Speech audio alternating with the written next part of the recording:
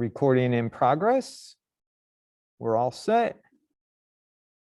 So let's talk about light intensity versus exposure. Then we'll get into our demo with the directional light, the point light, spotlight, and the Arnold AI area light. All right. So when we talk about light intensity versus exposure, we're talking about two different concepts. Light intensity is measured in a linear fashion, which means we have no large gaps or jumps between units. It is pretty much a straight line. If you could imagine, let's say, some kind of graph like this, where you had zero intensity on the right, and over time, we increase the intensity, it would look like this.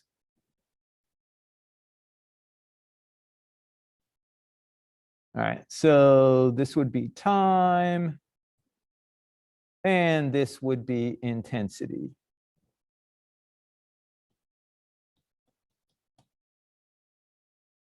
So no large gaps, no large jumps, nice, smooth, even increase in intensity.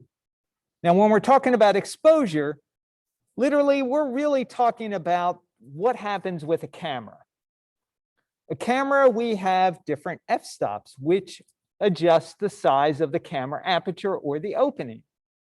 Each stop on a camera allows twice as much or restricts the light twice as much into the camera. It also is, adjusted by what's called the shutter speed. So not only do you have the opening, but how long that opening stays, how long the aperture remains open to allow light to hit the camera sensor. Now, that is called exposure. When you increase the level of light by the power of 2 or decrease it by the power of 2. So in a camera, exposure would sort of look like this. You would be able to have no light, then all of a sudden you would have light. You'd have that same level of light, you'd adjust it, and you'd have twice as much light. And the object is that you're increasing it in predictable increments. So you get kind of like a stair-step effect, which does not really allow for smooth increases in light. You're sort of stuck with big settings or big gaps. Now, it's kind of confusing that why would they stick an exposure control right underneath the intensity control? And honestly, the exposure control is there to be used when you need to bring all the levels of light up at once, or decrease the level of light at one time. It is not really meant to be used as an individual control.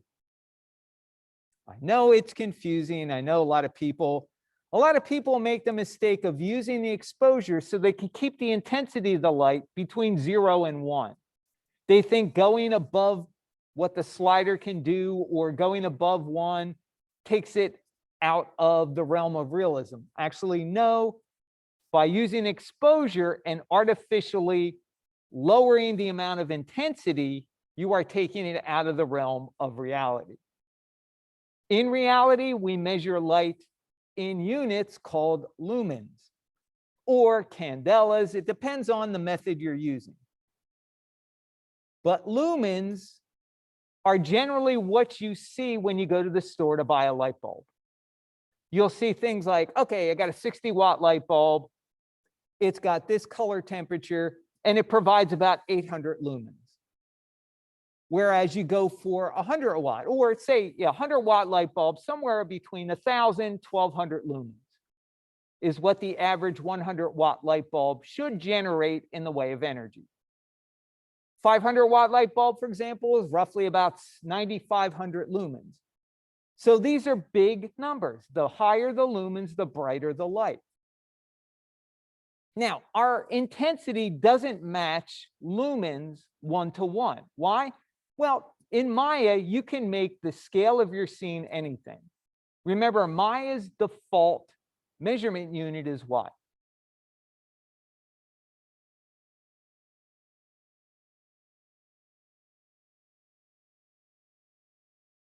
Anybody know? So if you go into Maya, it's usually set for millimeters. That's the unit, right? So you build a really big scene, it goes off the grid, people freak out. But just remember, it's because of the unit that was used. If you take your same Maya scene into Unreal, it looks like a teeny fly speck in Unreal because Unreal uses real world units, either feet or inches or meters or centimeters. I mean, when I was doing CG work over on the Space Coast, we were making 3D maps of huge environments, and I was working in kilometers. So consequently, my Maya, I mean, it was huge. And when I brought it in, I mean, you know, I was used to working in smaller units. And when I first brought one in, I thought, holy crap, what is this?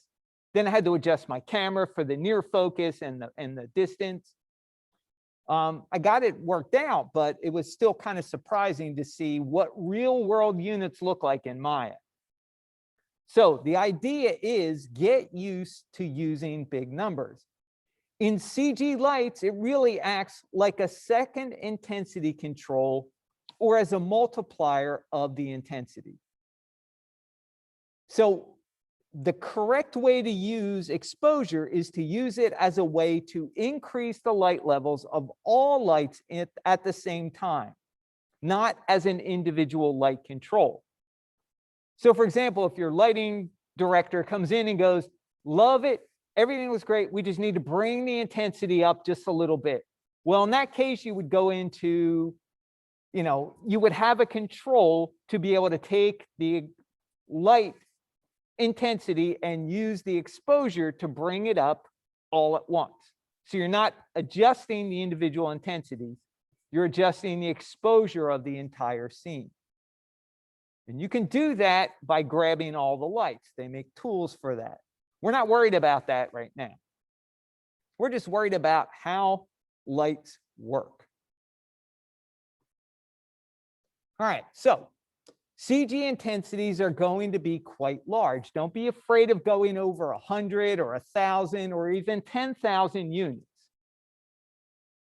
That's exactly the way the energy works in the real world. Right? Does that make sense? Intensity versus exposure. So there should be no exposure adjustment at all. Just think of it as that would be not a post process, but that would be something you would do for the entire scene, not for an individual light. Now, when you see me demo some of these lights, I'm going to start off like at 100 and work my way up because I need the light to be bright.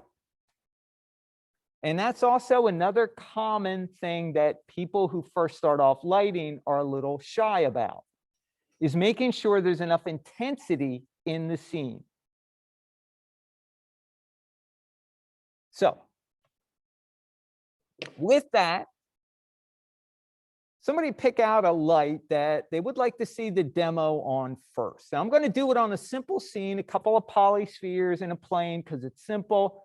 It'll give us what we need, and then we'll go into demo one of the scenes for today to give you an idea of what it's like. So the Arnold area light, all right, so I see one spotlight, two area lights.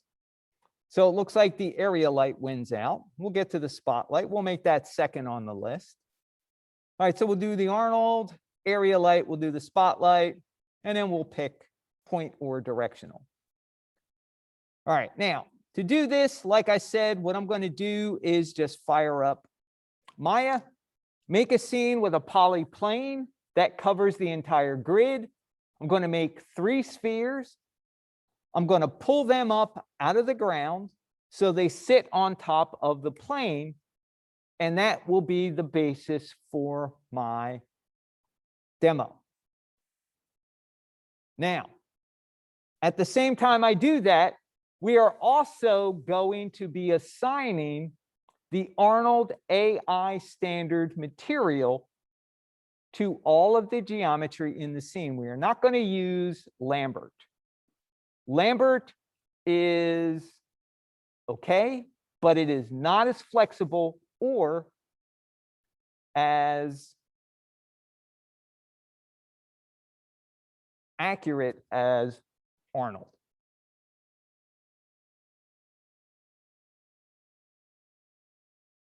All right, so everything's loaded. I'm going to create a polyplane. Like I said, I'm going to scale it so it fills up the entire grid. I'm going to create a polysphere. I'm going to bring that up so it sits on the grid. I'm going to translate that in the channel box under Y, 1 unit, so it sits on top of the grid. Yeah, hit 3 on the keyboard so I can kind of do a quick smooth on that sphere so it doesn't look so chunky. So let's duplicate that sphere, Control D. Just going to pull it over, do another one, Control D. So now I have 3 simple objects, and I like having at least 3 objects so I can see what my light looks like on more than one object. And I want to see what the shadows look like. Now, as I said, we're going to be assigning the Arnold AI standard surface. That is the material we use for our class.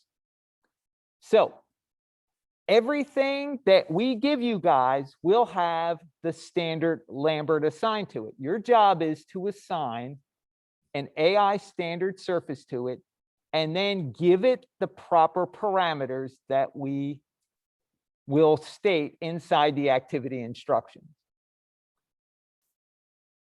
So very simple. You can do it a couple ways. You can marquee select all the objects in the scene. You can go into your outliner, select them all. And you guys know how to assign new materials, right? If you right click on it, you can go down to assign new material. That will bring up the assign new material window, which you can then go in under Arnold and you go down to the AI standard. Another way you can do it is with all your objects selected, you hold the Shift key down and you hit the T key, T for Tango. So let me do that again, Shift T. That will bring up the assign new material. Same thing as right-clicking and going to assign new material, but it's a keyboard shortcut.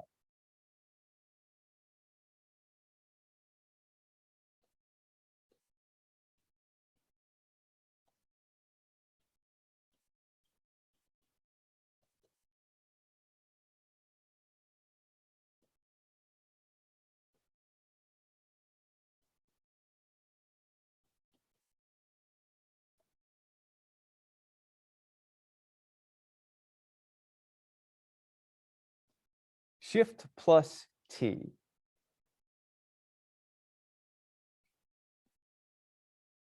All right, so when you've done that, you've hit Shift T, it brings up the assign new material, go under Arnold, shader. You want to go down to AI standard surface, click on it. That will automatically assign the AI standard to everything in your scene that was selected. Now, go into the attribute editor, and you'll see there's a couple things we need to change. One is the color is almost white in Arnold by default. So once you assign your AI standard, you need to change the base color. You want the value to be 0.5 or 50% gray.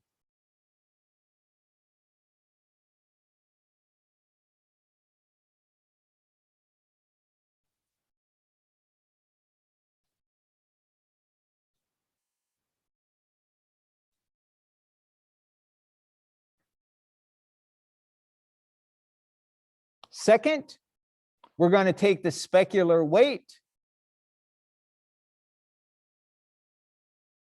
and turn it off. We don't want anything shiny.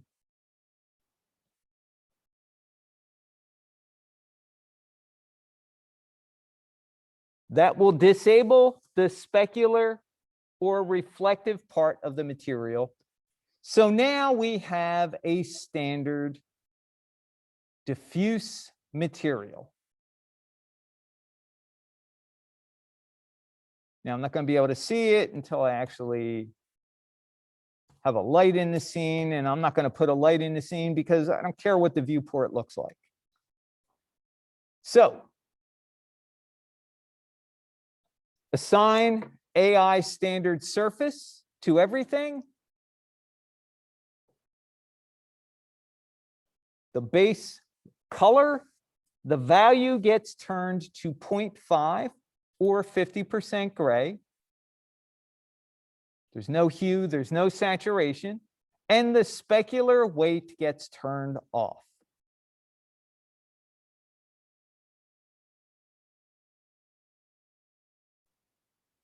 All right, now, with that done, now our scene is set up to be able to demo the AI area light. Now, for this, make sure that you've got the Arnold shelf selected.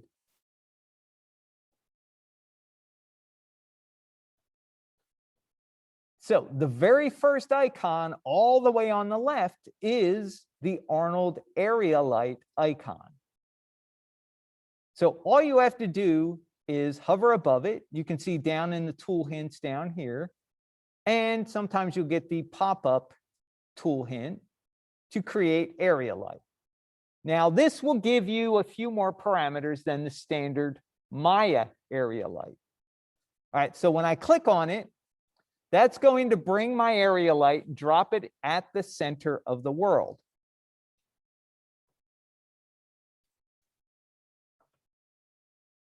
No problem, Maya. So just make sure your laptop's plugged in. All right, now, at the center of the world, that's in the default position. I'm going to leave it there. And there's a few ways you can render. Arnold actually has a render in the viewport, but the viewport is not as accurate as the Arnold render view. So I do not show the Arnold viewport. Instead, I prefer to use the Arnold render view. Now, I don't have a camera, so perspective is totally fine. I'm just going to hit the render button. And you can see that I get a little bit of light at the center of the world.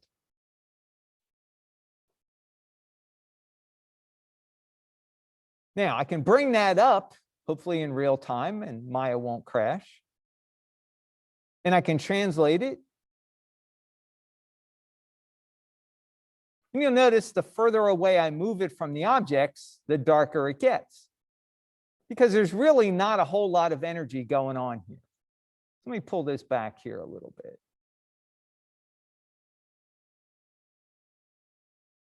So I can see the first sphere, but I can't see the second one until I actually move the light. It's kind of like a super dim flashlight. Now, here's my intensity control. So I'm going to give it some energy so we can actually see more. So I'm going to hit it with 10. You can see my light is brighter and it travels further, but I want it to be a little bit brighter.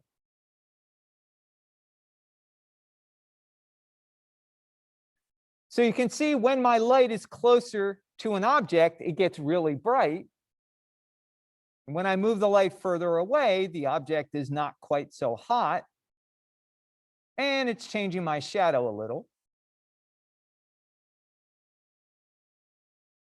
Now, with the Arnold area light, I can do a couple of things. Translation, rotation, and scale. So right now, translating it around is just moving the position of the light. Notice the area light does not illuminate anything behind it. Now I can rotate it. I can rotate it down. So now when I move it,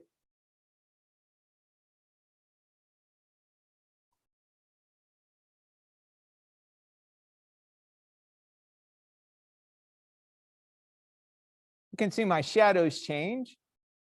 The position of the light changes, makes a difference.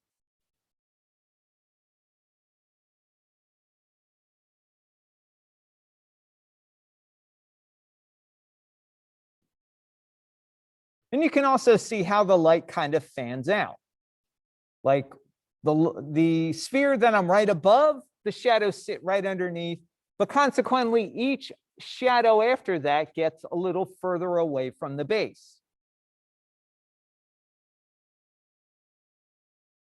So if I stick this right in the middle here and kind of rotate it around,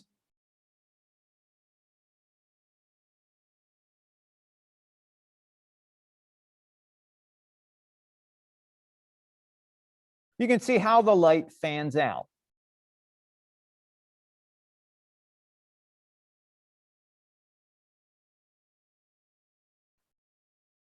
Now, if I take this light and I scale it, let me make it smaller.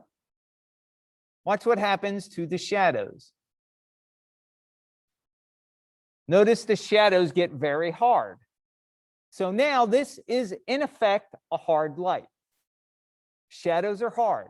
If I scale it and make the light bigger, the shadows become softer, the light becomes softer. It starts to wrap around my spheres a little bit more.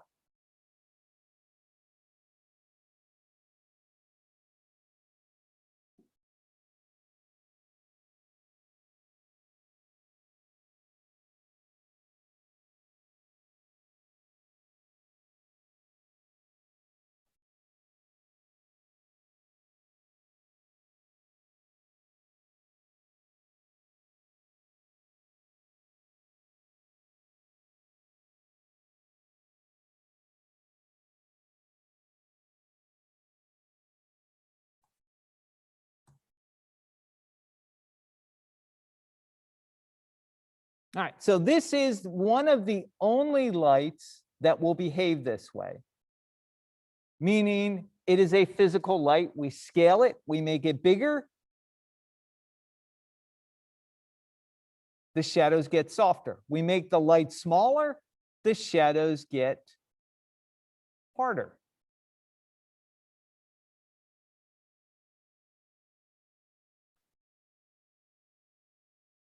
So we've got light intensity. That's how bright the light is. Moving the light around, there's your position. For light color, for this exercise, we're going to be using the color attribute inside the light. We don't necessarily, well, we're not going to use color temperature yet till we get to environments. So under color, this is where we can add warm or cool color to the light itself. So all I have to do is click, and in the light, I can add some hue, which is color. Then I can add some saturation. With saturation turned down, you don't get any color. But as soon as I start to add a little bit of saturation, now I've got warm light versus the cool light that I had before.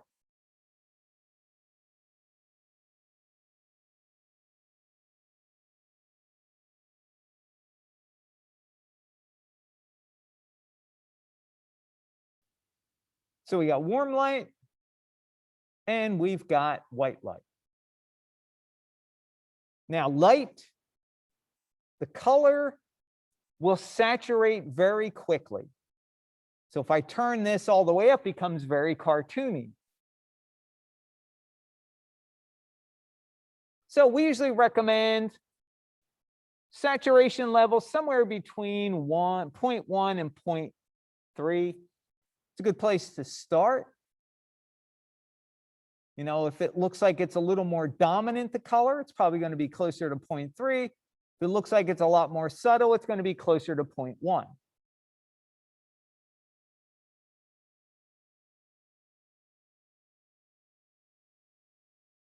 So we've got color that we can adjust. If we want to make it cool, then you got to change the hue.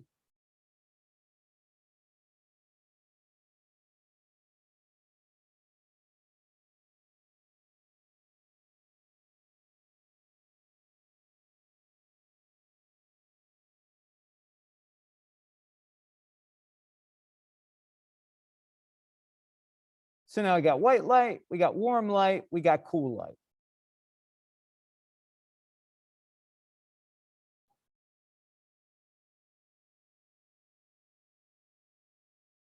Now, if you want to get your light color back to white really quickly, one of the easiest ways to do it is to grab the slider under color and drag it left and drag it right.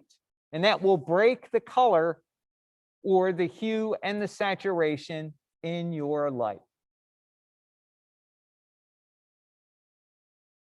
Now, for the shape of the light, we've got a couple choices. Yeah, it's like a mini reset, Derek, exactly. So for the shape of the light, by default, it will be a quad. Now we can make it a disc, but you'll notice the disc doesn't really change how the light behaves.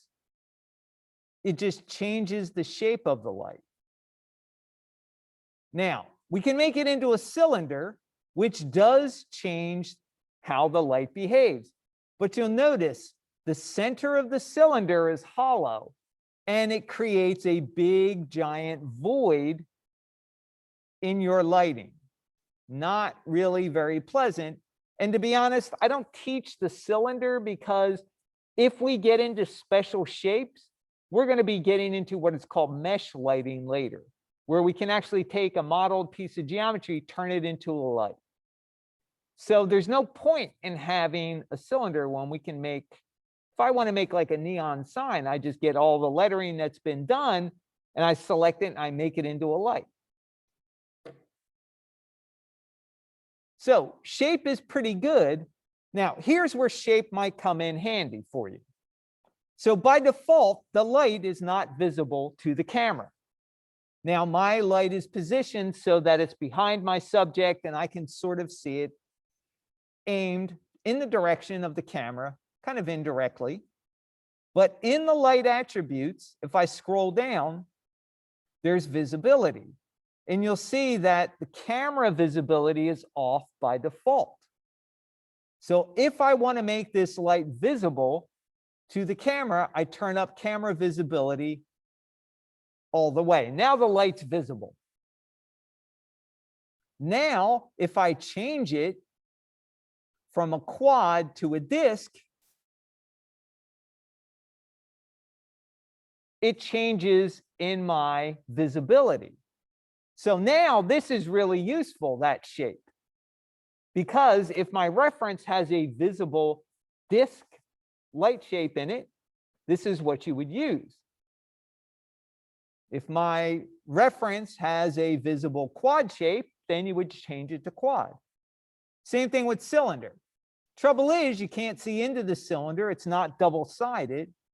So, like I said, I'm not a cylinder fan. But I do like having the disc if I need to have a visible light shape. Now, for your exercises 1 through 4, you're not going to be dealing with visibility in light. That's not important. We're interested in light direction, light intensity, light color, shadow quality. But if you get reference that has a visible light shape, this is how you would make the light visible to the camera.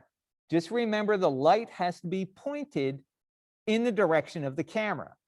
So if I rotate this light around, it becomes invisible. It's still visible in the scene, but the back of the light is not visible to the camera.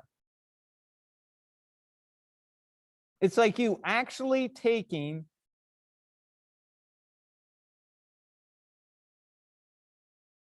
a big square fluorescent housing and moving it around.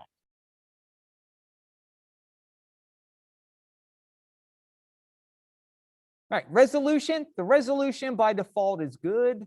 Don't usually have to worry about that. The roundness of the light. It sort of creates a little bit of a vignette. Not really super critical for the basic lighting we're doing. Soft edge. Doesn't really do a whole lot. You want normalize on, because normalize means that if you scale the light, it doesn't get brighter or darker.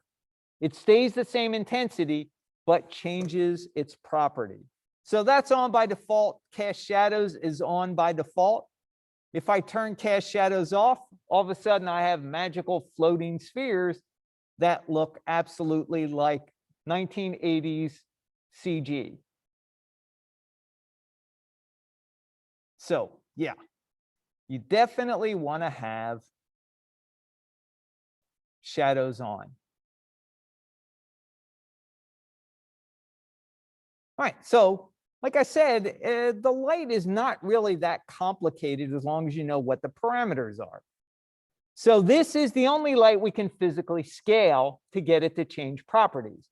All the other lights, we have an Arnold control that allows us to approximate making the light bigger.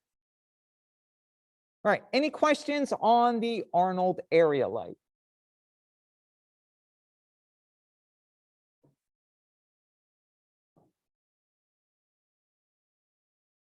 Everybody good? Let's see. Michael's good. Derek's good. Jackson, you good? Florence, you good? Any questions? Okay. All good here. Good there. Thanks, Will. Yvonne's good. Using the render view the only way to see light in the scene. Well, Bao, you can hit 7 on the keyboard in Maya in the viewport, but it doesn't look accurate. Now, like I said, you can render in the viewport, but the viewport render is not as accurate as Arnold's render view. That's why I don't show it.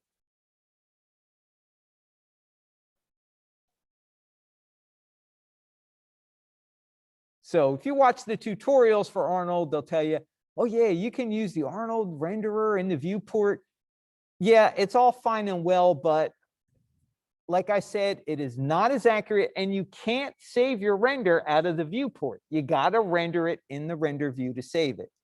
So I think actually it's a waste of time, and I'd rather just have a separate window.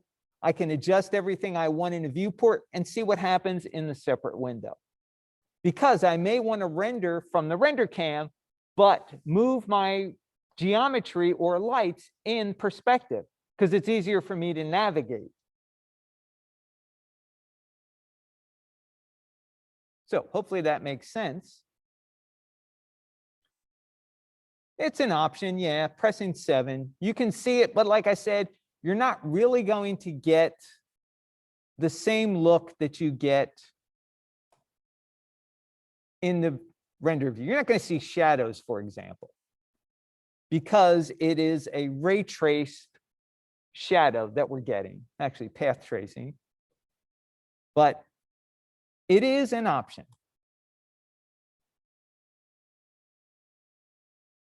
All right, so that takes care of our light, our Arnold area light.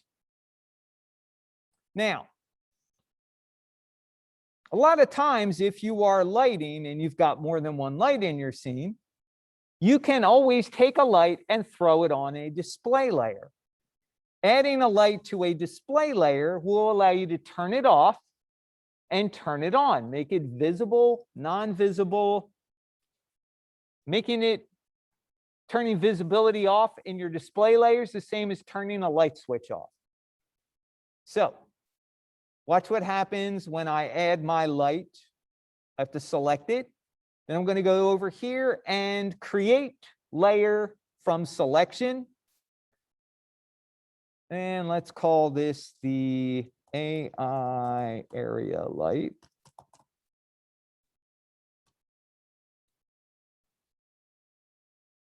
Going to hit save. Now, when I turn visibility off, it's just like shutting the light switch off on that light. I can get it back. Everything will render. Turn it off. Now it's not rendering. So it's a really good way to work with multiple lights, but be able to control the visibility of them individually without turning off the intensity. You know, a lot of times you work hard to get the right intensity in the right position. The last thing you want to do is move the light or adjust the intensity. So throw it on a display layer and turn it off. All right, so now let's do the spotlight, since that was the next favorite that was offered in the chat. Now, you can't get to the spotlight in the Arnold shelf. For that, we have to go up to the Create menu, Lights, and we want to go down to the Maya Standard Lights, and we want a spotlight. So when I create a spotlight, I'm going to hit Render. Not really going to see much. Why? Because my light is technically inside the geometry. So let me just kind of pull this up a little. There it is. I can see a little tiny piece of light here, which is basically this sphere. Move it back a little. I can see this middle sphere. So right now it's sort of behaving like that area light. Now, the nice thing about the spotlight is I've got a different way that I can aim the light at the geometry. With the area light, I can only rotate it.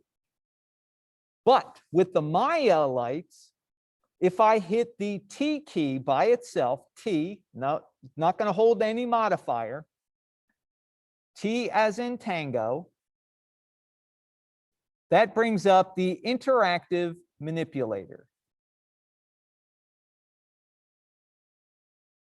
Unfortunately, it does not work on the Arnold area light. Wish it did. That would be awesome. So watch what happens when I hit the T key. That brings up this little locator. It's kind of like a center of interest. And it allows me to position my light. Let me get that out of the way. So there it is. You can see, again, my light is really pretty weak. So what I want to do is let's give this a little energy under intensity.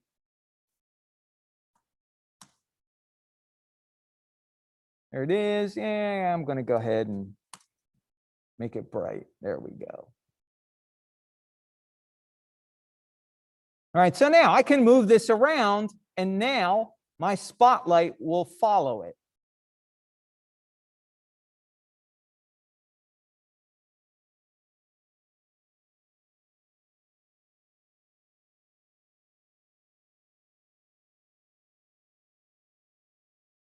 Yeah, exactly. Following my comedian around on stage.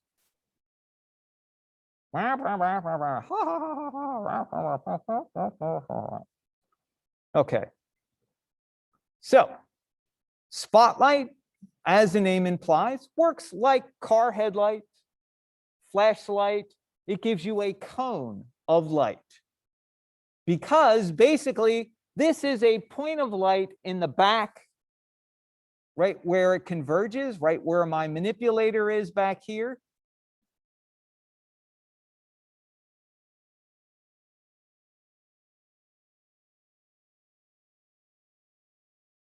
Right back there, it's a point being funneled through a cone. Now, with a spotlight, you have a couple of extra controls. But when you are working with the spotlight, you're still under the principles of light. Get the light direction first. That is the most important thing. Light direction, light intensity, light color, shadow quality. Then you worry about the spotlight. That light, what's called cone, the edge of the cone, which is called the penumbra angle, and how bright it is inside the cone itself. By default, that cone is evenly lit. So right now it's emitting 100 units of light, and it's pretty even inside that entire cone. But if you look at a real flashlight, a flashlight is always brighter in the center and gets less intense toward the edges. That adds believability. Now, if I want to get rid of this interactive manipulator, all I have to do is hit W, E, or R. So that will bring back, my translate, rotate, scale.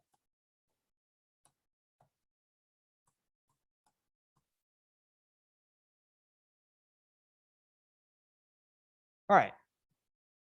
So we have the same controls that we had. No, Kaylee, we do not use gray color for the light. The area light was not gray.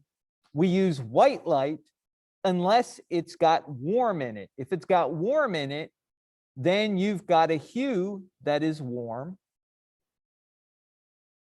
And you've got some saturation that is warm. So you can see, now my light has got a warm color to it. Or if it's cool, it's got some blue or maybe even a little bit of green in it. But in general, your light is going to start off white. We do not add gray to the light because that implies intensity. If you make the light gray, watch what happens. It gives you the effect of basically turning the intensity of the light down. You don't want to do that. You want to adjust the intensity by dragging the slider of the light down. So our most common type of light that we have is white light. That's all light together. The next would be warm light or cool light, depending on which color is dominant. If it's warm light, it's going to be reds and oranges and yellows. If it's cool, it's going to be blues or greens or possibly purples. All right, does that make sense?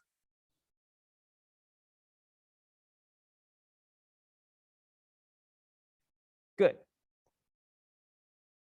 So yeah, that is, I'm glad you brought that up because that is a common mistake that people beginning in lighting do, is they think, oh, I got to add some gray to that light. Well, no, not really, because in reality, your light's going to have less intensity if it's gray looking.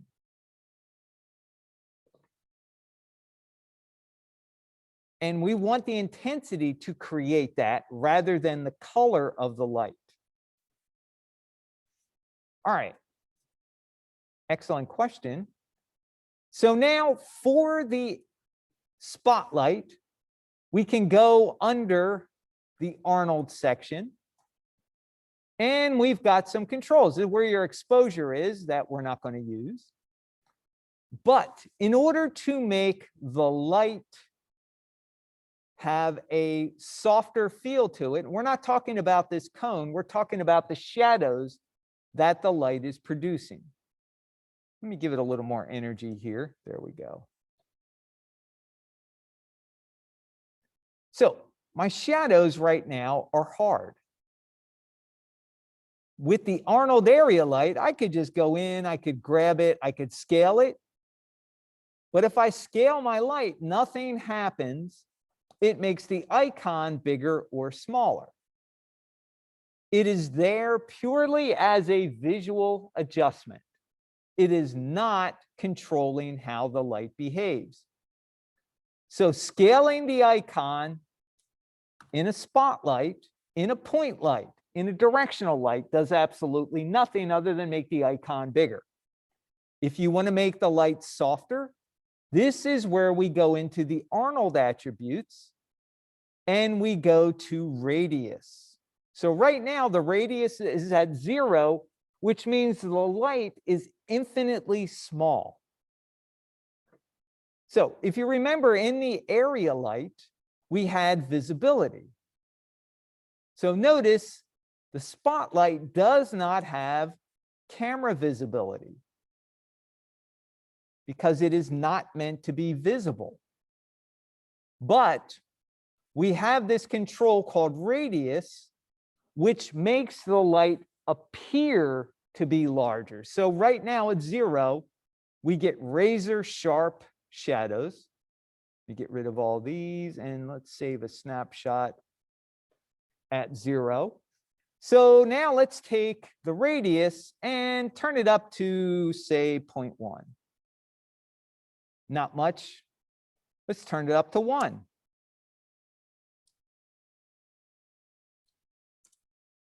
Now you can see my shadow is getting softer. Turn it up to 2. It's getting softer still. So if your spotlight shadows need to be softer, you need to adjust the radius control under the Arnold rollout inside the spotlight attributes. Now, this is totally independent from the cone of the light, which is the shape of my spotlight. That gives me a circle, a cone, an ellipse, whatever you want to call it.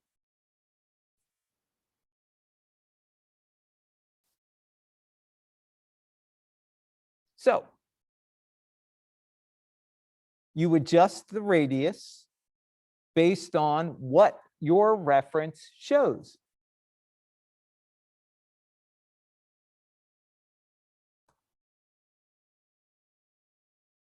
All right, so there we are at 1. Let's do 1 at 2 so we can compare. All right, so radius at 0, radius at 1, radius at 2. Shadows are getting softer as I increase the radius.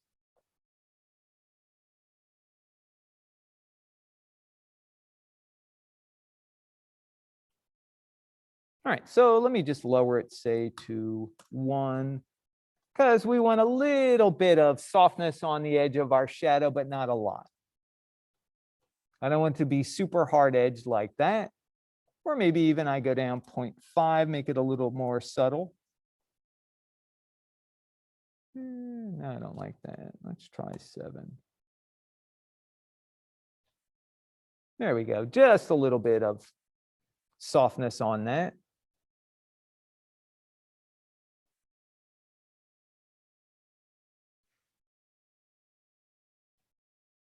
All right, now, the other adjustments we can do are with the cone itself. So the cone angle is at 40. That is in degrees. That means that the cone is roughly, let's see, that's about 90, 45. So 40 degrees is about that. So if I increase it, the area that my cone illuminates gets bigger. I can turn it all the way up. It's basically 180 degrees. It's a flat disk right now, which is cute, but you don't get a spotlight to make it flat. You get an area light for that. This is what you get a spotlight for. So now I'm going to go back. Let me get my interactive manipulator. Let's move that over. There we go.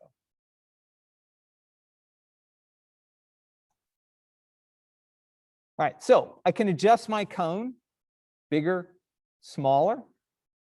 Now I can adjust the softness of my cone. Notice the penumbra angle underneath. The slider at 0 is right in the middle.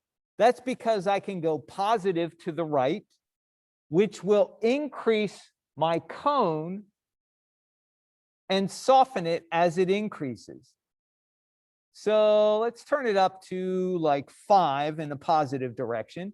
I've expanded it 5 extra degrees and made it softer. So here's what it looks like at 0. Here's what it looks like at 5. It gets bigger.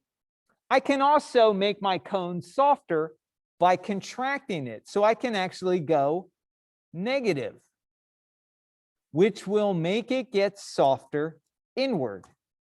So I can soften it outward or soften it inward.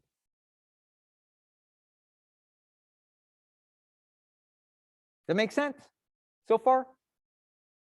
So the cone is the actual size. The penumbra angle is making it softer on the edges. That's the cone, not the shadows that the light is casting. It's the cone itself, the outward shape of that spotlight. So we can go positive, that will expand it, make it softer. Go negative, that will contract the cone and make it softer inwardly. So for now, let's just go positive. And we can make our cone a little smaller. There we go.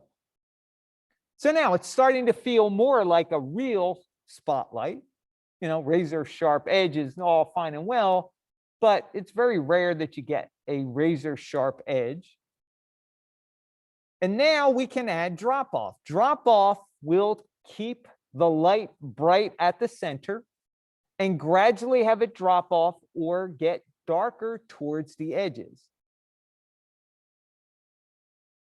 So as I increase my drop off, just really, this is a really touchy control. Like I'm just nudging it and it jumps to like 1.875. So let me just put my drop off at 1. So drop off at 1, my light is more focused in the center, less towards the edges.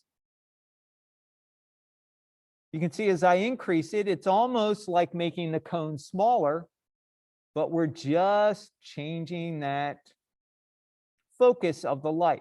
Now it behaves more like a real spotlight or a real flashlight.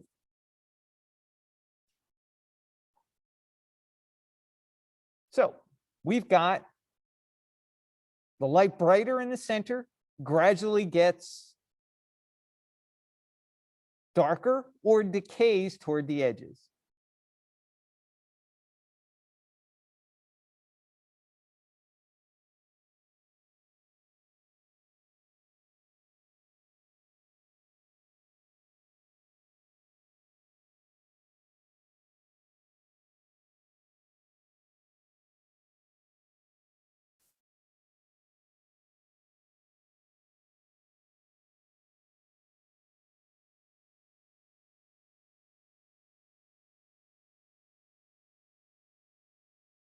So this gives you the look, car headlights, like I said, flashlight. All right, so spotlight, adjust the color the same way you do the other lights. We adjust intensity. You don't have to worry about the decay rate because that is controlled by Arnold. The only real control you really need to worry about is the radius, and that is for the shadow softness.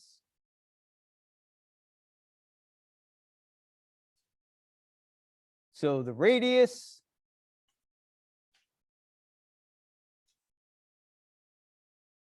spotlight shadow softness or hardness.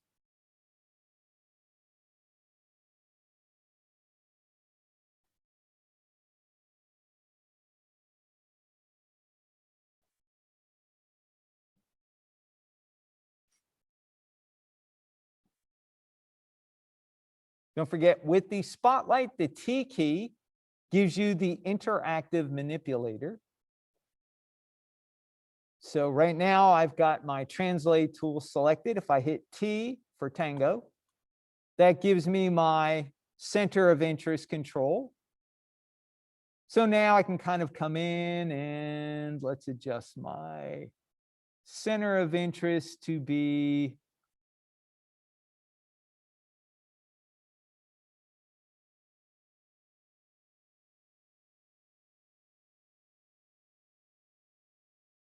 center of my sphere, the center sphere. And now I can just bring my light around and make it shine in any direction. My light will follow that center of interest. And notice with the, let's make the,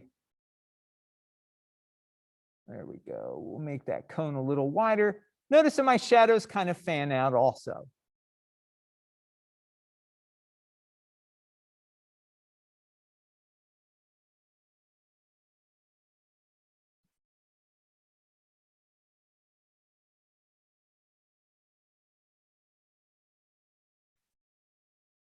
All right, any questions on the spotlight?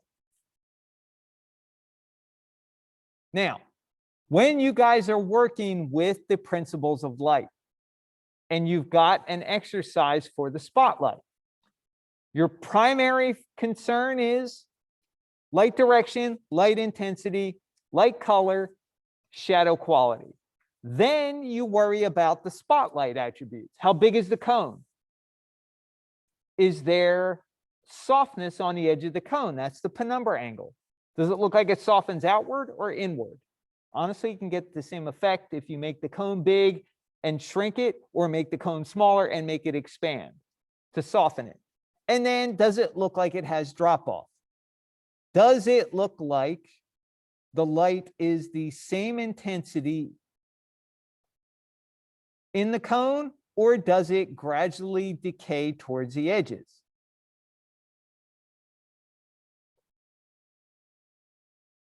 So all three controls really bring that spotlight and give it some life.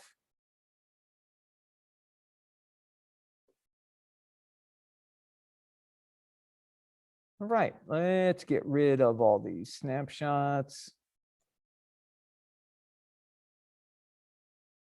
And I'm going to take my spotlight, throw it onto a display layer.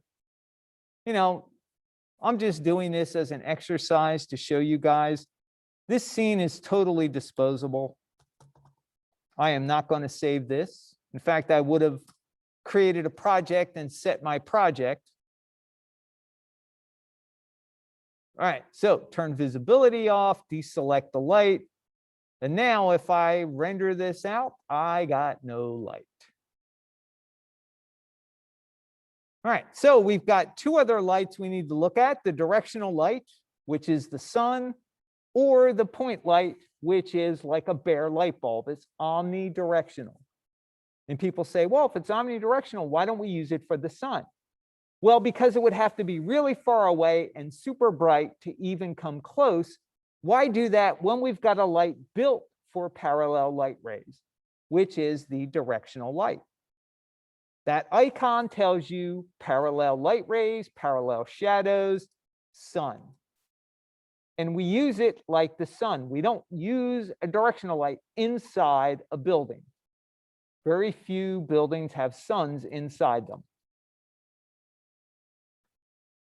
So which one should we do, directional or point next? Your choice. All right, I heard directional. Let's do that. All right, so directional light, that is a Maya light also. So I'm going to go up to create lights, down to the Maya lights, and I want to choose directional. Now, the directional light, you can also use the interactive manipulator on. But honestly, the directional light is kind of an interesting beast. Think of it as an infinite wall of light that illuminates in the direction the arrows are pointed. So right now, I'm going to leave it at the center of the world. Let's open up my render view, which I think I did. There we go.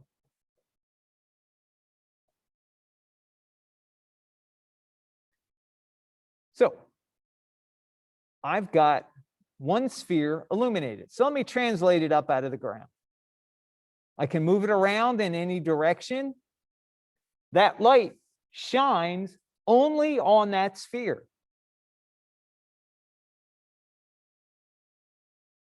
I got a little bit of bounce light coming off the sphere onto the ground, but I can't see the ground plane or any other objects.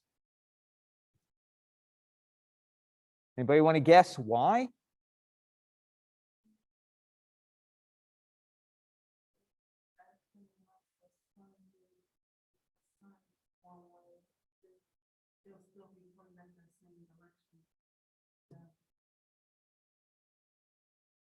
Yep, you're absolutely right. So Florence said it's like the sun. We are getting that angle of light anywhere we move. As we move, well, the Earth rotates around the sun. It also rotates in an orbit, so parts of the Earth are illuminated by the sun in some parts of the day and others aren't.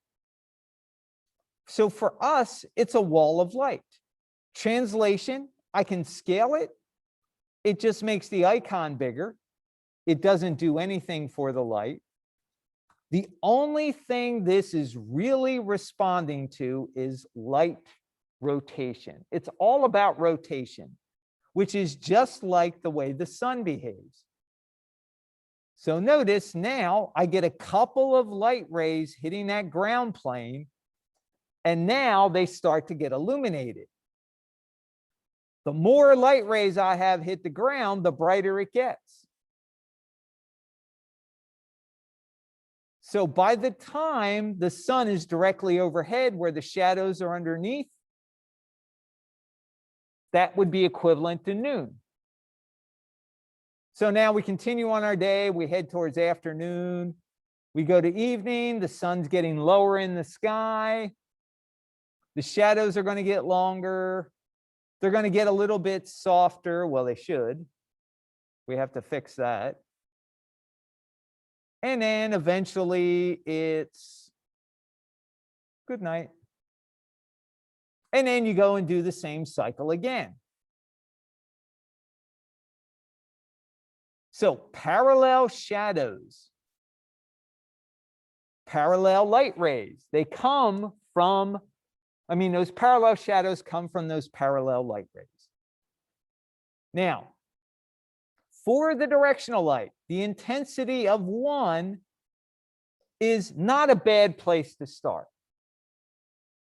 It doesn't sound like a lot, but you can definitely make it brighter.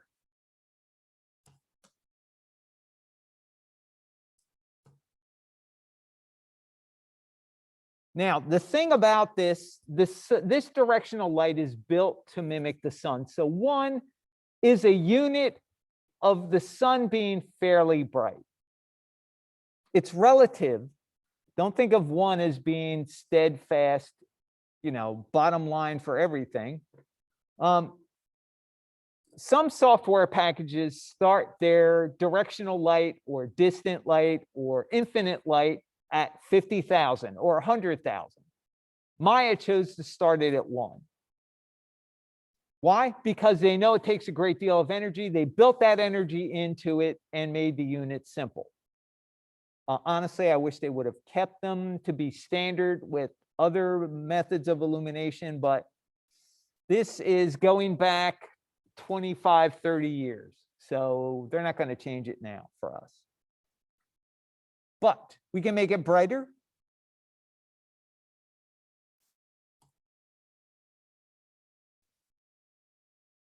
We can change the color just like we can in any other light. So by default, we get white light. You want to make it warm sun. Let's grab some warm hue. Give it a little bit of saturation. So now we have warm light. Now, again, I made my light a color. Let's make it cool. So let's drag over here. We'll make it kind of coolish. Take another screen. And then I'm going to break it and make it white. So I'm just going to drag my color slider left, right. Now I've reset it to be white. So we've got white light, we got cool light, we got warm light. The directional light also works as a good replacement for nighttime, say, for example, the moon, where we consider the moon to be, a cooler color. And that's mostly because that light that's reflected off of the moon heading towards Earth goes to our atmosphere at night. So it kind of cools off the light, or at least the perception of the light, a little bit. So we've got color. Right now,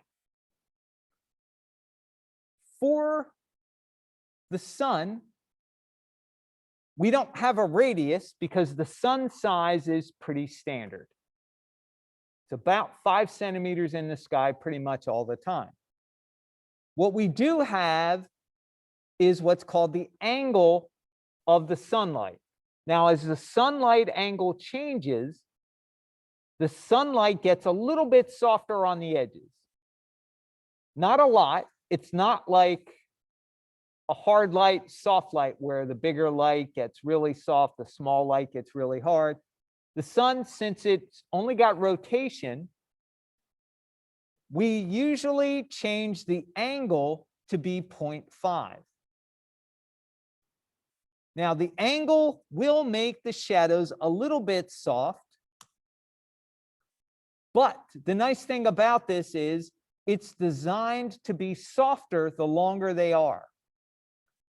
So the longer my shadows get, the softer the edges are going to be. So let me kind of zoom in here. Oops, don't want to do that. Let's go back to real size. There we go.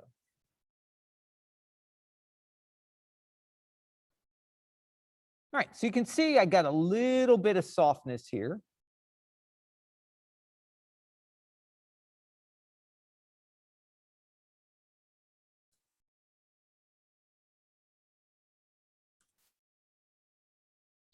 And let's see.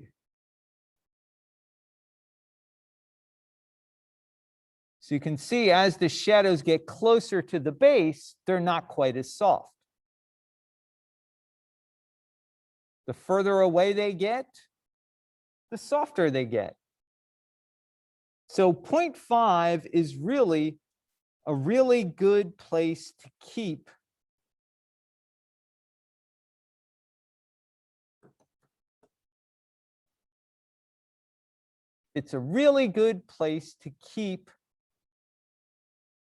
the shadow softness for the sun.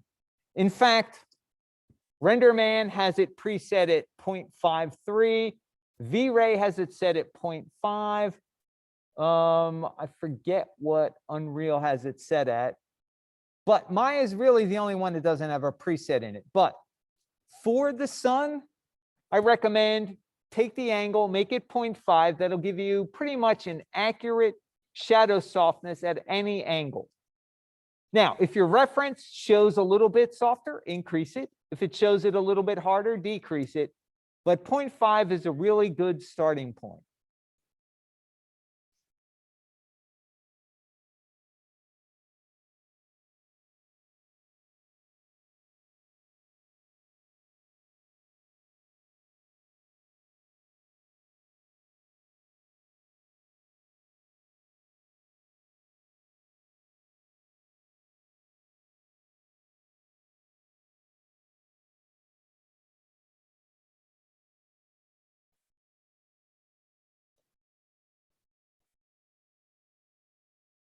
Like I said, this will behave more accurately like the sun than just kind of fishing around and trying to figure out, hey, what's going on with this thing?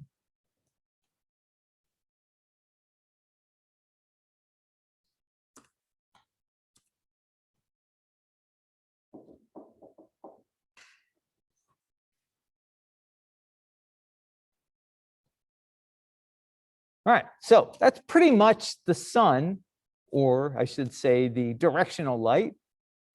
Any questions on it? So you've got the intensity control, pretty simple. Colors, pretty simple. Rotation, is really the only thing that changes the light. Translation doesn't do anything. Scaling the icon does nothing. Creating the softness on the shadows, go down to the Arnold rollout under angle 0.5, good place to start. All right, so now the last light we have is going to be the point light.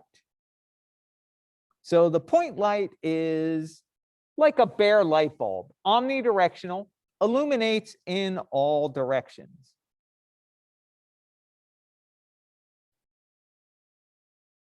So let me throw my sun on a layer.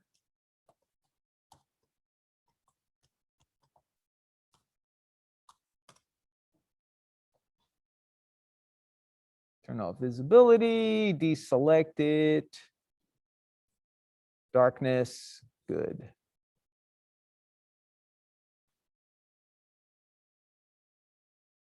Now, this light, again, is a Maya light, so it's under Create, Lights, Point.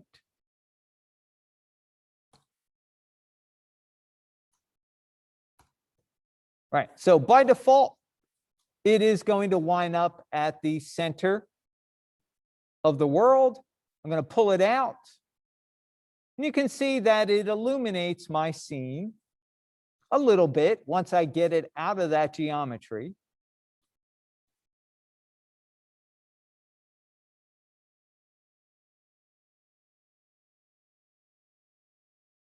Now, for the point light, scale.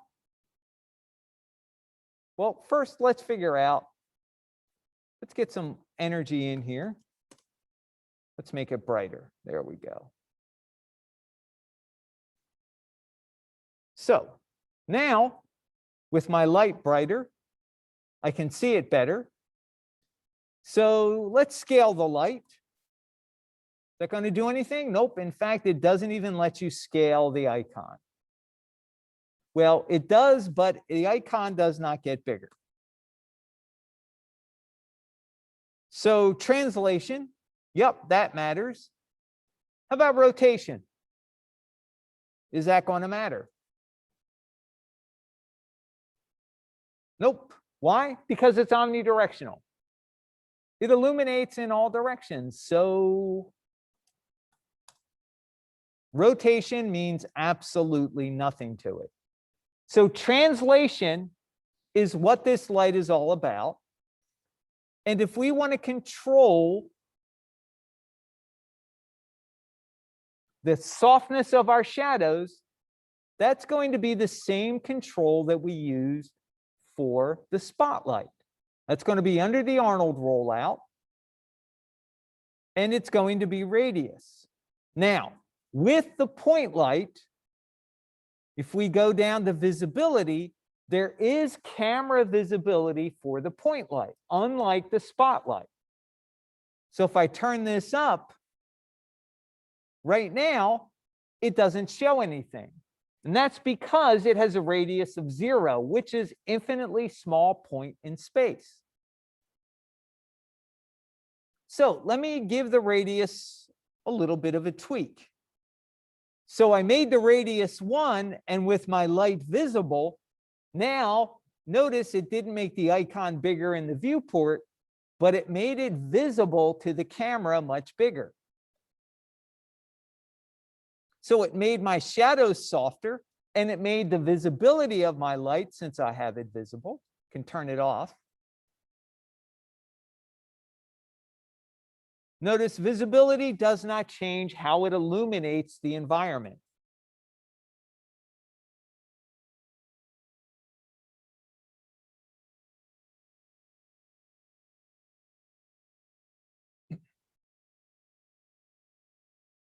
It only affects whether the light is visible or not. And since it's a point light, in order for it to be visible, it's got to have a radius bigger than 0. So let's lower it down to like 0.1. Now it's really small. I got really hard shadows, and it really makes a good representation of actually what radius is in a light, or what scale or size is. All right, so let me take a snapshot of that. Let's increase it. Let's go like 0.5. Take another snapshot of that. Let's go to 1. Let's take another snapshot of that. Let's go to 2. So now it's really big and really soft. So as the light radius increases, now I've got this visible to the camera. As the light radius increases or decreases, the shadows get harder and softer. So don't forget, at any time you can turn visibility off, and the shadows are still going to maintain their same softness level.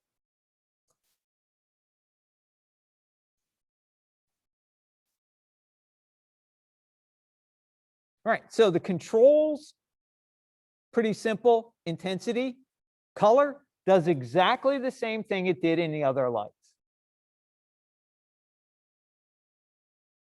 Down under the Arnold rollout, radius and visibility are really the only two things you're probably going to change.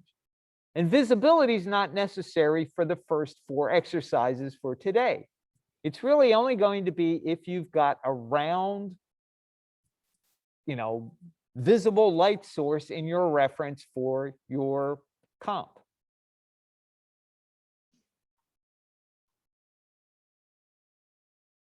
All right, questions about the point light? Pretty simple. How about out there in the zoomosphere? Anybody got any questions? No, I'm good, but thank you. Kaylee's good. Michael's good. Kyle's good. Thank you. Tyra's good. Okay, Yangi's good. Bal's good. Thank you.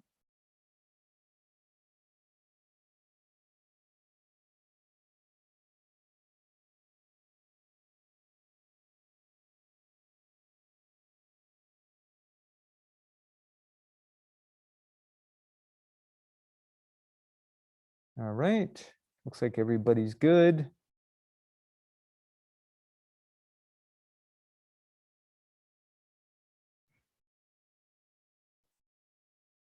Okay.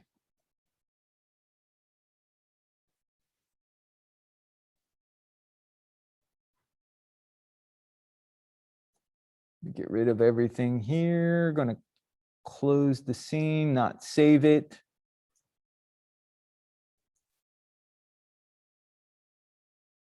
And let's talk about what we're going to do today.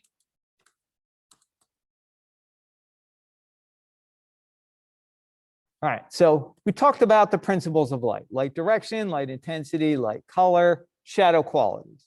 Those are going to be your driving force.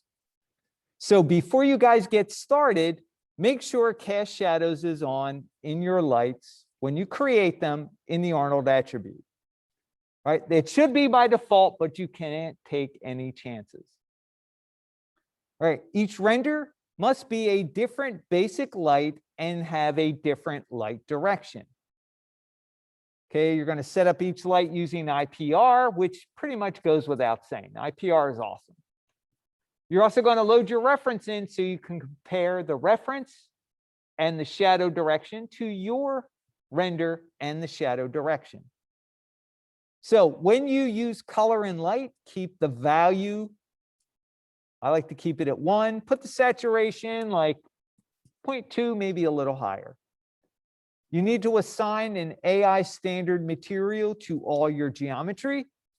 Turn off the specular weight, just like we described. Take the base color value and turn that to 0.5. That'll give you 50% gray. Now, in each scene, you're going to need to verify color management is turned on in Maya. Color management means that Maya will use a linear method to calculate light, which is what we want to have done. The reason I mention this is any new Maya scene you guys create will have color management turned on. But older Maya scenes you may work on, either you go somewhere to work and they dig something out of the archives. Anything prior to 2016, color management was turned off in Maya. Now, the reason I say that is because today's exercise, color management is turned off. So you guys get some practice turning it on.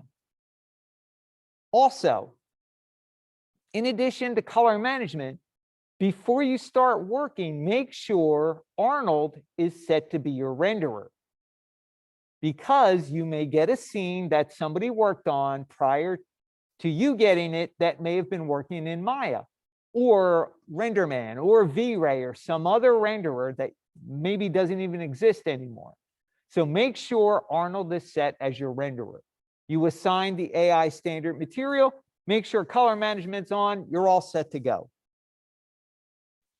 Now, we've got 4 exercises for you that you need to do. One is using the AI area light, and you'll have a choice of doing either front light or top light, your choice. Whichever one you choose will determine what your next light will be.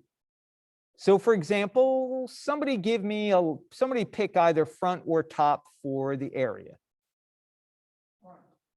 All right, so you want to do front? We got front here. I heard somebody else say top. Top. Huh.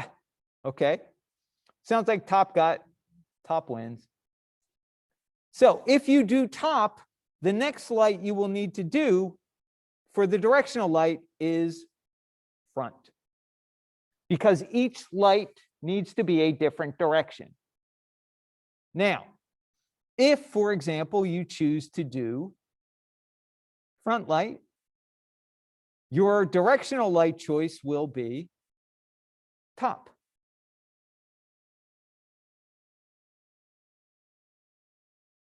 Has to be the opposite light direction that was chosen in the AI area light. So you have to determine whether there's cool light, warm light in the scene. So white light here, it looks a little warmer. That could be cool, that could be warm. It's a little on the purpley side, kind of hard to tell. So I see what you're saying, Kaylee.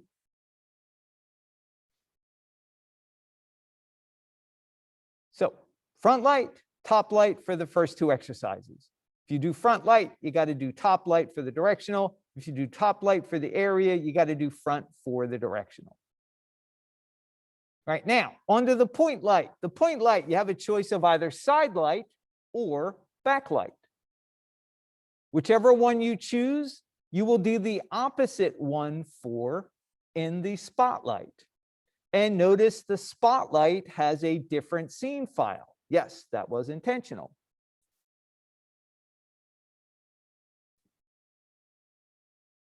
So if you choose side light,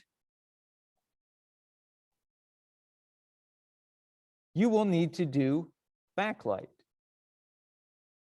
If you choose backlight, you will need to do side light. Opposite light direction from the light that was chosen previously. So these are in pairs. Area light, directional light, and then point light, spotlight. Does that make sense? Questions? Anybody?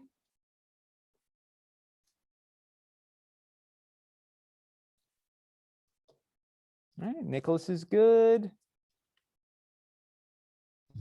All good here. Okay, Will, thank you. Michael's good. Tyra's good. Val's good. Kaylee's good. Ion's good. All right, awesome. So let's talk a little bit about your composition. So you're going to find some photo reference. Like I said, I recommend searching for film noir images. Why? Well, they usually look like they have a single light source, and they're usually high contrast, meaning very distinguishable differences between the light and dark areas. So you are responsible for lighting, but you can only use a single light in your scene.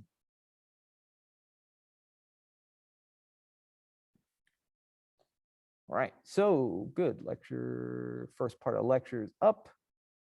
We're ready to go. All right, so if you search for film noir,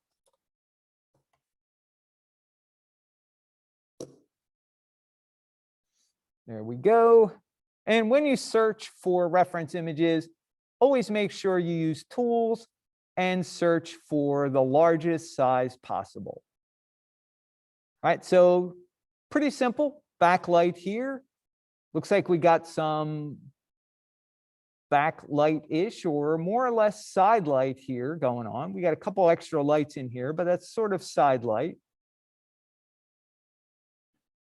We've got backlight here, throws the subject into silhouette. Looks like we got a little bit of front light going on here.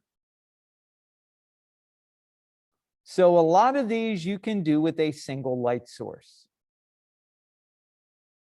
Now, if you want to do something similar to this, well, you're going to have to put a block or something in front of the light to create that pattern. You need the light to shine through something in order to block it.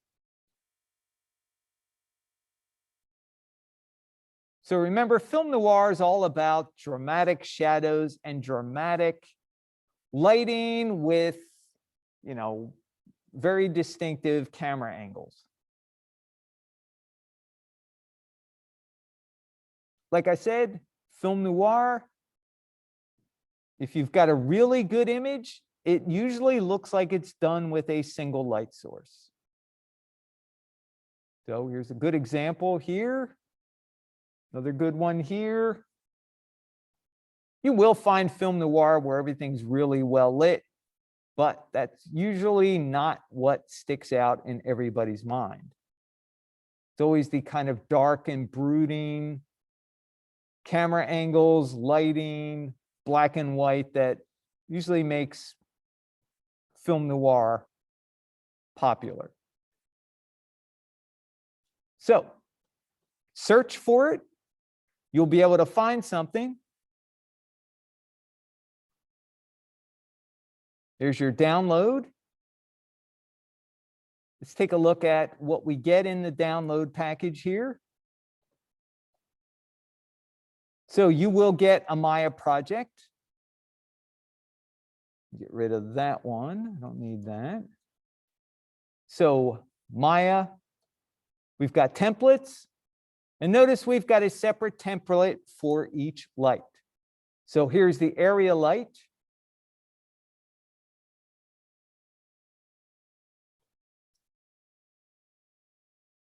There's the directional light. There's the point light. And there is the spotlight. So each one of these will have different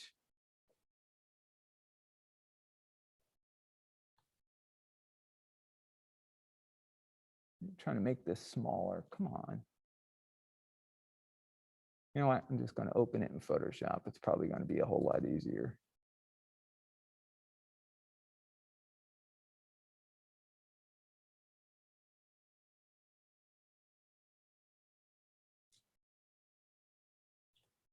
All right, so you're going to be keeping track of the intensity of your light, the camera AA samples, the diffuse samples, your render time. So that's for the area light.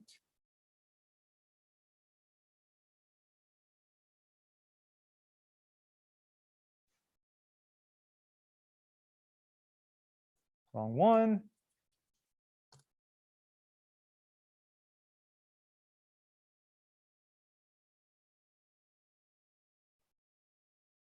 There we go. So directional light, it's going to be intensity, camera AA, diffuse samples.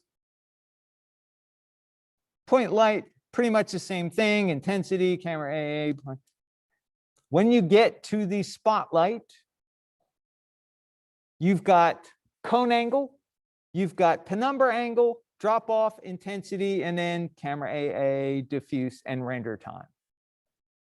Don't forget, if this is not your choice that you chose, go down under the render group and expand the references and just select the correct reference in the group. So if you're doing backlight or front light, or sorry, top light or front light, your choices are there.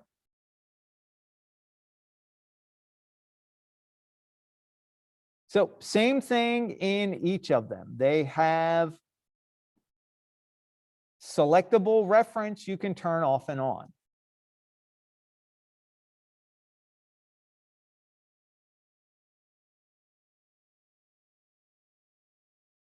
Now, in Photoshop, many of you have probably upgraded to the latest version of Photoshop. So when you go File, Save As, you may not get the ability to save it right away as a target. What you have to do is save a copy. You save a copy, you should be able to rename it, change it to a target, and you can change the name. Hit save. Target options, 24-bit. Life is good. There's my target. So Photoshop, or I should say Adobe, just did something so that we have to do an extra step. Thank you, Adobe. You'll be thanking Adobe and Autodesk all the time, because they're always going to change stuff. It changes the workflow. It changes how stuff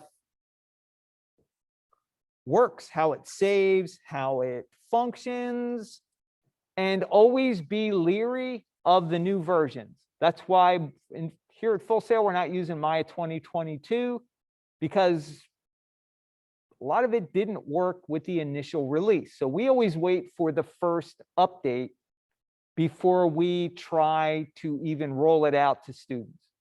That's why we insist on 2020. Other classes may want 2019 for a reason like the animation tools don't work. For us, the rendering tools don't work in 2019. They didn't work in 2022, the first rollout. So hopefully the second one, it'll work. We'll test it. If it's good, then we'll give you guys the option for 2022 or 2020. But right now, 2020 is the gold standard. All right, so templates, done, don't save. And let's talk about the workflow for doing one of these scenes. All right, so let's do, I don't want to take a whole lot of time past, I think we can get this done around 11. So I'm going to demo the directional light. Let's go with the top. I think I did the front last month. Let's do top. All right, so what I'm going to do is get Maya going. I've already got Maya cranked up.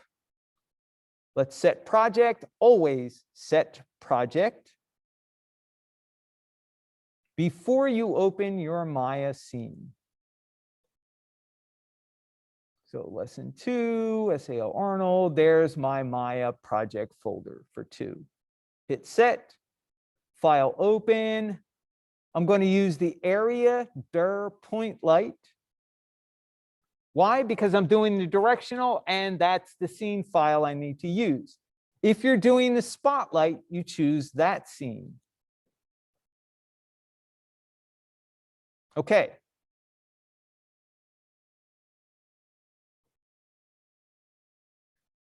So first thing, notice that you get sent to the render cam view. So I'm going to go to panels, perspective. I like to work in perspective, but render from this camera. So you'll notice we kind of have Stonehenge in a bowl. Single-sided so we can see in, but inside you can't see out.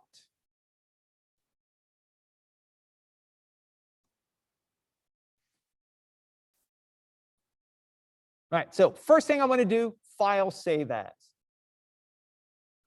So this is going to be my directional.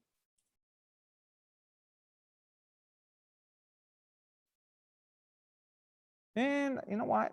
It's natively an MA file, so I'm going to save it as an MA.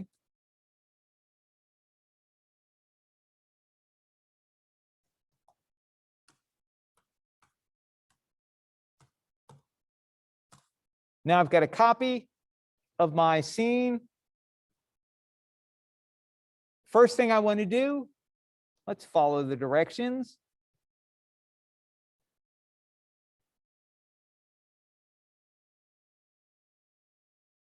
I set my project.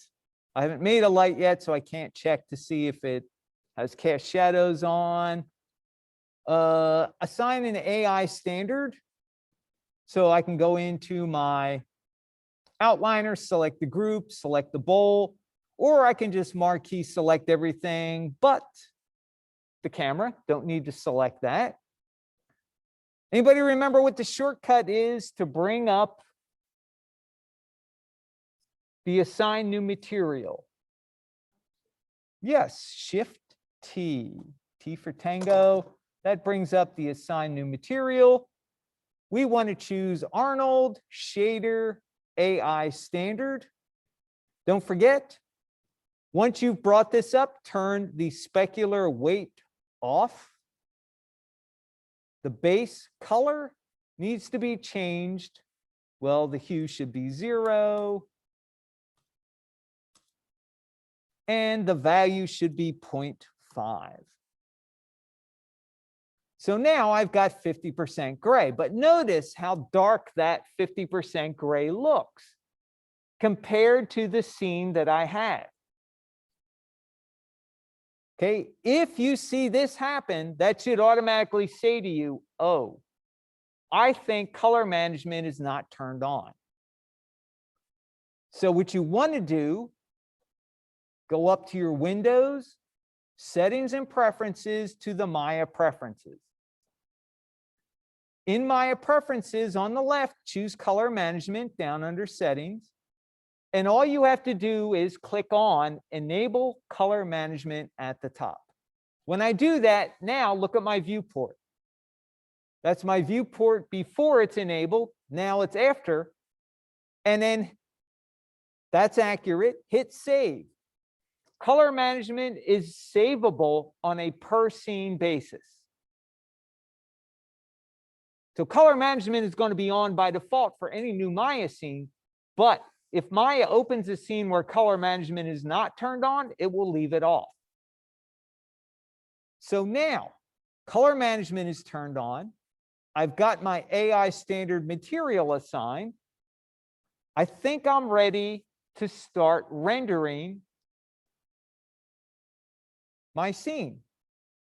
And I've chosen to do the directional light, and I'm going to do the top light. So first thing I want to do, let's create a directional light. Going to leave it at the standard default position. Actually, I'm going to pull it up out of the geometry just a little bit. There we go. Leave it there. Let's render and see what we get. And you want to make sure you're rendering from the render cam. Now, I can't really see anything. That's because my light rays are parallel. They're slamming into the side of that bowl. Now, what I need to do is, let's bring in the reference so I can see what my target is. So, Arnold Render View, File, Open Image. Let's go into the reference images, and there are my different lights. I want to do the directional top right there. So I want to load that in. Okay. So top tells me that light needs to be aimed down on my subject. So let's hit render. And remember, translation means nothing in the directional light, it's all about rotation. So notice when I start to bring it down,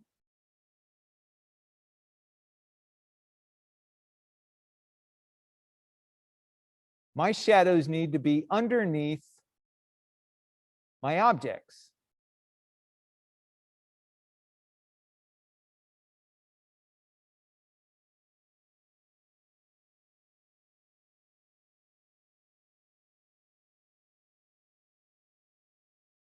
Okay, it's pretty close.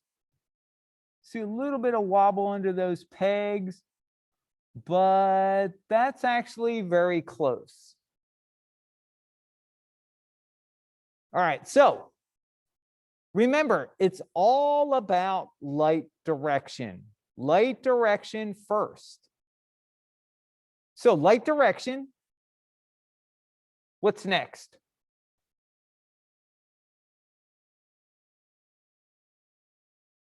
Principles of light.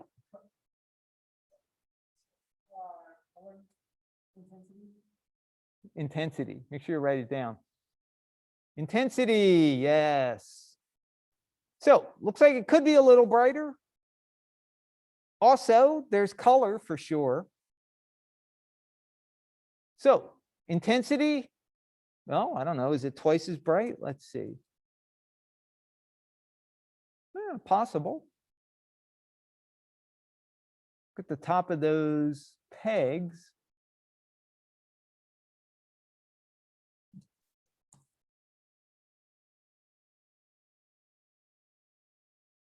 Yeah, I don't know. Let's try 2 for now. All right, so I got light direction, light intensity. I'm not sold yet. Why? Because I got color. So I need to add some color to be able to see if my intensity needs to be better. Intensity looks pretty close. Let's try 2.5.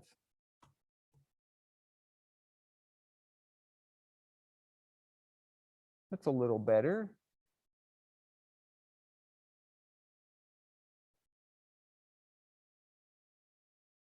Yeah. All right, you know what? I'm going to keep it at 3. All right, so let's try that. And now let's try and get some color in there. All right, so definitely warmer sort of color. Let's go with red. Yeah, I don't know about that. Even if I lower my saturation for the red, it still doesn't look like my reference. So I'm going to go with the magenta side of things, and let's knock the color saturation down.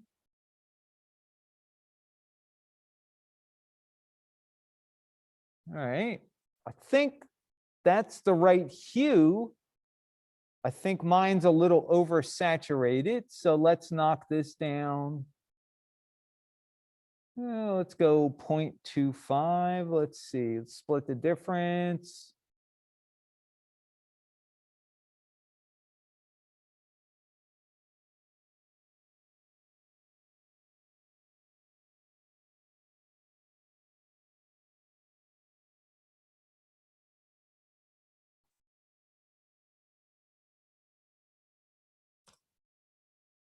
Let's knock the saturation down a little bit more. And mine still feels a little darker. So let's crank up the intensity. And now it looks undersaturated. So let's crank up the saturation a little. Well, it's still undersaturated now.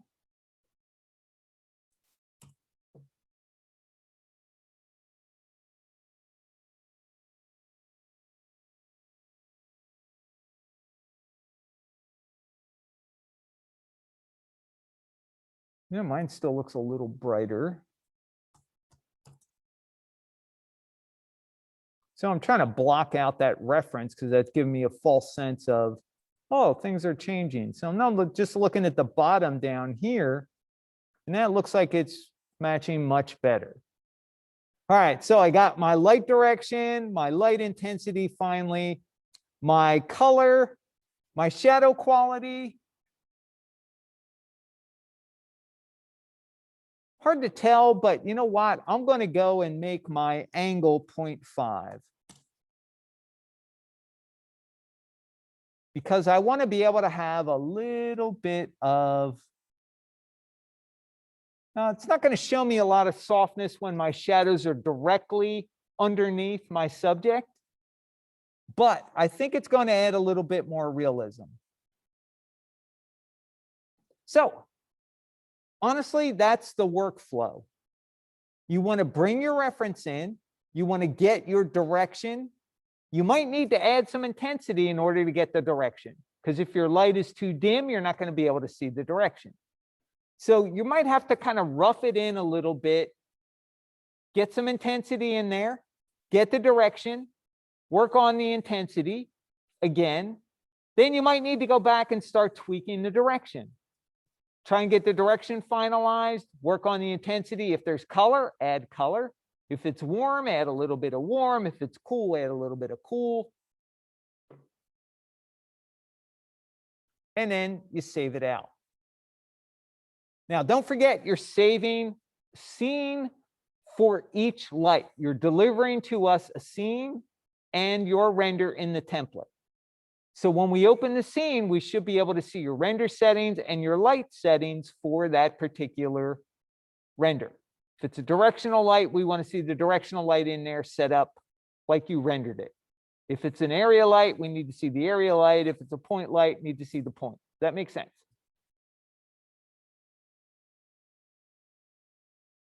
Questions? Make sense out there? Okay, good. Derek's good. Michael's good. Thank you.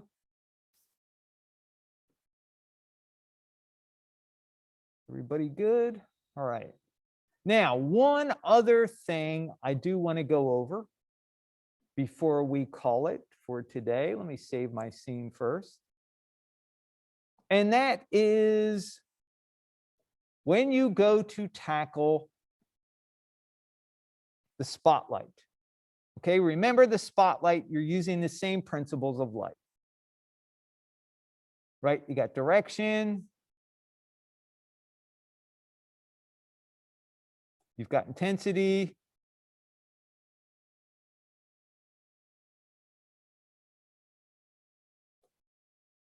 Color, if there is any. Shadow quality. Okay, after you are all done with those, then you worry about the cone angle. If your shadows are in the right position and they match, all you'll have to do is figure out how big does the cone have to be. Your cone will eventually match up. So cone angle, cone softness, which is called penumbra.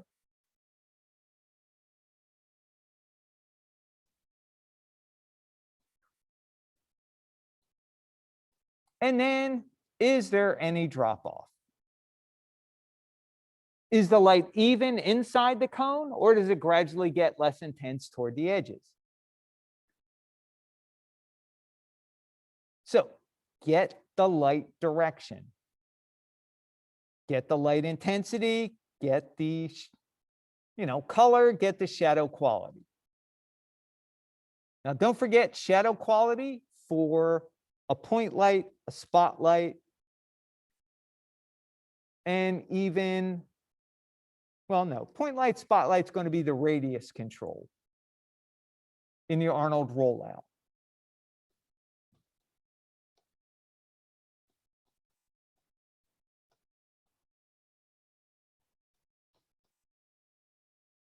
So shadows match up. You're going to resize the cone. Right? Cone's probably out here somewhere. Maybe it softens inward. Maybe it's in here. Maybe it softens outward. You can get the same effect using either way. Get it to soften. Figure out, do I need a little bit of drop off? Or is it really even throughout the whole thing? So work on this spotlight in that order.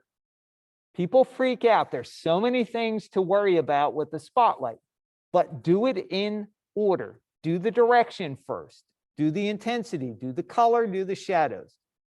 Forget about the cone until everything else is squared away. Then you should be good to go. Adjust the cone, adjust the softness of the cone, adjust the drop off. You'll be a lot closer, a lot sooner than you think. All right, any questions?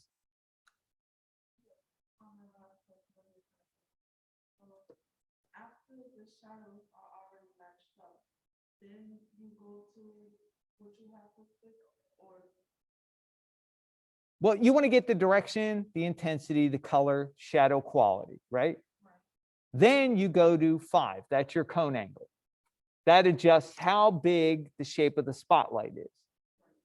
And then you adjust, is the spotlight got softness around the edges? To be honest, yeah, neither one of these reference images has a hard spotlight edge. So you need to adjust the penumbra. That's the spotlight softness. And then you do drop off. Drop off is how even inside the cone of light, how even is the light itself. Does it all look the same? Or like a flashlight, does it look brighter in the middle and gradually less intense toward the edges? Does that make sense? Oh, come on, work with me. There we go. Let's get that out of the way.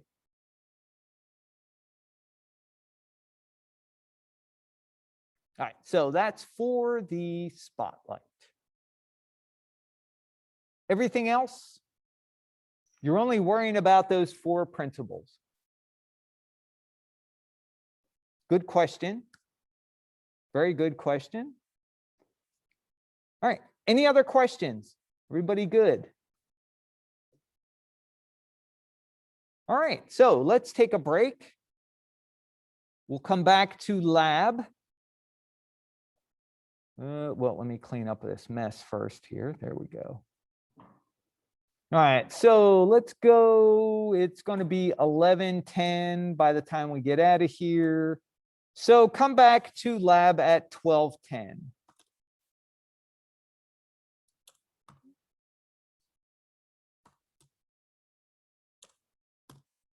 All right, so as usual, I have to end the session, render it out, I'll upload it. And when you guys get back to lab, it will probably be processed, ready to go if anybody needs to rewatch it. All right, so have a good weekend, guys, and I will see you on Monday.